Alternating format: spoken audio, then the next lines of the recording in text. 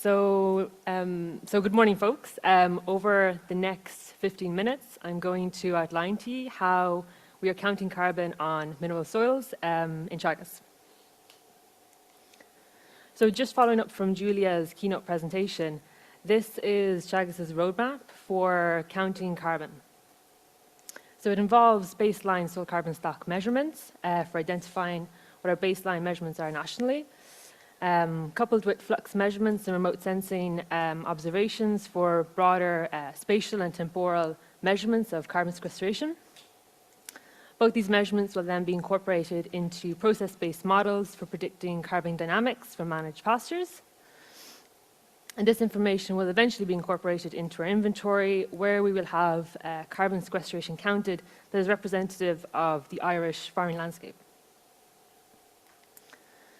So initiatives like SignPost and the soil sampling program from that, which is led by Julia Bondi, and NASCO, are really essential in accurately quantifying what our carbon stocks are from managed systems.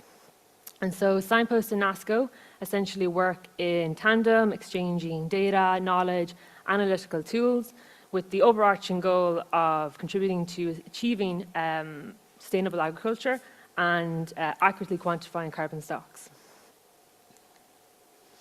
So the SignPost program involves really extensive soil sampling, which Julia gave an overview of briefly in the keynote. And the team on the SignPost sampling campaign are dedicated to taking these measurements at various depths along the soil profile. They are dedicated to making precise classifications of different soil types.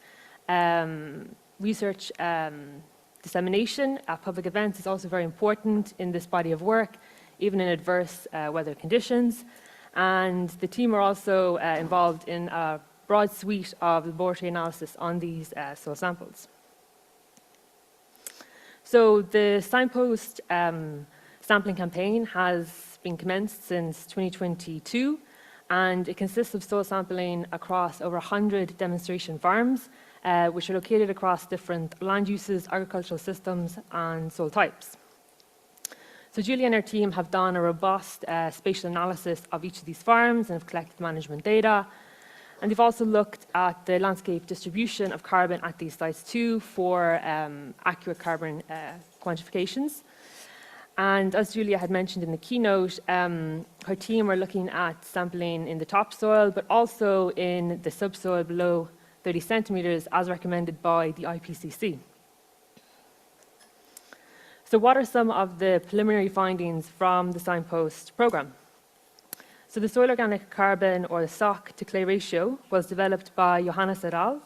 And it is recognized as a soil quality indicator for EU soils, and provides an understanding of the carbon that is bound to finer minerals, such as clays.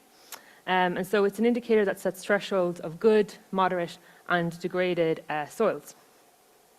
So in the SignPost program, this assessment was carried out for the topsoil of all the farming systems. And so what the preliminary results so far are showing is that 92% of the farms had really good soil quality. And then a lower percentage, so 6% had moderate quality, and 1% had poor quality. And this was often associated with tillage farming systems. But how does soil type influence the stock to clay ratio? So in dairy farms, heavier soils have a soil organic carbon content that ranges from 2 to 20%.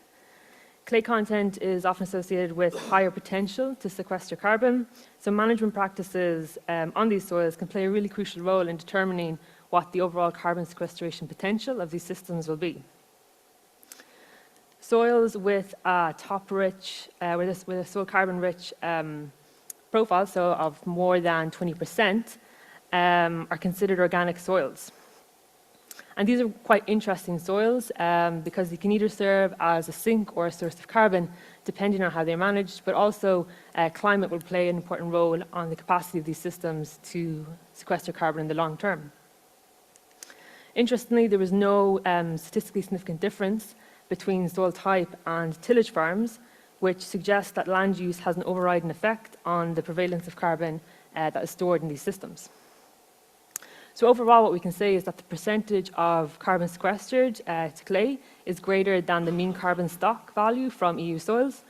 And so there's a lot of carbon that is in mineral soil. So the focus should additionally be on maintaining that carbon stock in the soil in addition to carbon sequestration. But what happens when we look at carbon stocks at depth?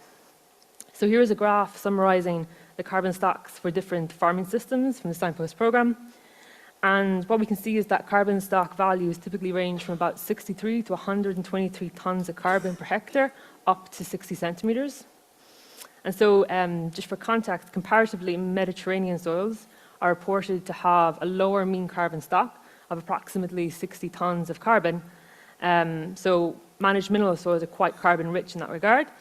However, cumulative carbon stocks in the profile do not show a significant difference between farming systems. But if we break down the data for different depths, the picture changes a little bit. So extensive grasslands over well-drained soils have higher carbon in the topsoil, and that tends to decrease with depth. Surprisingly, though, when we look at the same farming system, but over more clay-rich soils, we see that it increases in carbon up to 30 centimeters. And then, interestingly, in intensive grasslands, which are more heavily managed, so for example, under a silage production system or reseeded over time, we see a higher carbon stock in the deeper layers. And this is probably due to carbon that is being buried down the profile during ploughing operations. The difference becomes even more evident, though, when we look at soils that are rich in clay. And this highlights the capacity of clay to keep carbon bound, and so the potential for long-term carbon storage. And so these findings are preliminary, and they may change in the future as short-term management impacts on soils are currently being investigated. So that was how we count carbon, long-term carbon stocks above the soil. But how do we quantify short-term changes in our carbon stocks or carbon balances above the soil? And this is where the National Agricultural Soil Carbon Observatory comes into play. So NASCO represents a small team of researchers, PhD students, postdocs, technicians, and technologists that are working on eddy covariance or flux tower measurements. And our overarching goal and interest is to really understand how agricultural systems can sequester carbon. So our work involves rolling out flux towers. There are 28 of these towers located across the country. Sometimes our work involves moving towers, which is practically fun, I'm sure, for our technical team. It also involves making sure that these towers are operational during key management events, which means identifying and diagnosing issues that might come up against these towers. Our work is also involved in analyzing and processing a lot of data that comes off the towers, and probably most importantly is engaging with the public and disseminating our results as they come in. So how do we measure short-term carbon stocks? So just building on what you had highlighted about the carbon cycle in the keynote presentation, plants can uptake carbon or sequester carbon through photosynthesis, and this is known as our gross primary productivity. A proportion of that carbon is then respired by plants back to the atmosphere, and carbon that is stored in soils can also respire back, and this is collectively known as ecosystem respiration. And so it's the difference between these two that gives us our net ecosystem exchange. And this is essentially what these flux towers are measuring. But agricultural systems are quite complex, and they have many different lateral flows of carbon, and so we also need to account for these flows of carbon to accurately assess what our carbon stocks are. And so this includes accounting for carbon that is removed through grass removals, so for example, grazing, silage cuts, crop harvests. It also involves accounting for the carbon that is returned back to the system in the form of excreta or organic fertilization, and any carbon that might be leached out of the system into waterways. And so it's the sum of all of these different parts that is how we calculate our carbon balance at the field scale. So what are our preliminary findings then from NASCO so far? So this is long-term data from our NASCO site at Johnstown Castle. And what it's showing us is that the data from the tower is saying that the carbon sink from the site ranges from about half a ton of CO2 per hectare per year to 22 tons of CO2 per hectare per year. So that's very nice. But when we actually take the tower data and we couple it with these imports and exports of carbon, so carbon removals from biomass that's been grazed or returned through excreta, we see a very different story on how the system behaves as a carbon sink. So in 2005, Johnstown Castle, the site underwent a reseeding event from grass into winter kale, and this caused a soil disturbance which shifted the system from a sink to a source of carbon. And then in 2008, the system was reseeded back into grass, and we can see that in the years following this, the system gradually begins to recover, the sink increases over time, until 2018, where we have a drought event, which causes an increase in soil temperatures, which enhances soil respiration and carbon losses from that system. And so the kind of key message here is that grassland systems don't perpetually act as a carbon sink. They're not just constantly sequestering carbon. They're very sensitive to management changes and extreme climatic events. The same is also true of cropland systems. So Oak Park is a NASCO site on a cropland land use. And in this long-term data, we see in 2003 and 2004, the site was a net source of carbon. And this is due to inversion tillage practices that were commencing in these years. But following this, from 2005 onwards, the system shifts back into a sink, and this is due to the incorporation of cover crops that are sequestering more carbon. So what are the impacts then of these preliminary findings? So here's a graph showing the long-term carbon balance data from a number of NASCO sites. And what our preliminary results are showing so far is that our mean carbon sequestration rate from managed mineral soils is actually higher than what has previously been estimated in our national inventory at about 0.64 tons of carbon per hectare per year, or 2.34 tons of CO2 per hectare per year.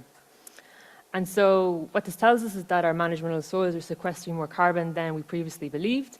And what it also advocates strongly for are these long-term flux tower measurements that are able to detect these changes in management and climate that affect the dynamics in carbon fluxes on managed systems. So what are our kind of key take-home messages from this presentation?